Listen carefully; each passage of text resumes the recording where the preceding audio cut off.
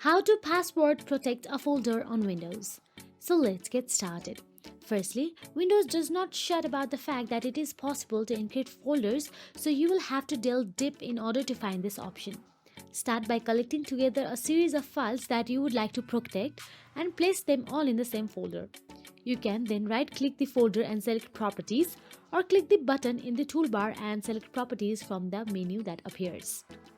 In the Properties dialog that appears, you will be able to see various attributes of the folder you have selected, such as the number of files it contains, its size, whether it is located, and so on. To start the process of adding Password Protect, make sure that you are on the General tab and then click the Advanced button in the Attributes section of the dialog.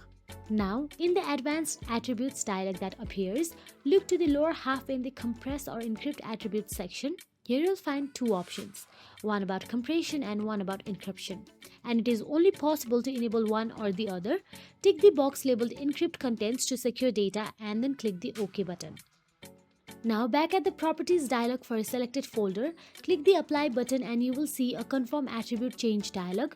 You can choose to apply encryption to just the currently selected folder or to also apply it to all subfolders and files. Make the appropriate selection and then click the OK button. You should now be able to confirm that your files are protected by the fact that the folder now has a padlock on it. It will only be possible to access the data content within the folder with the username and password for a Windows account.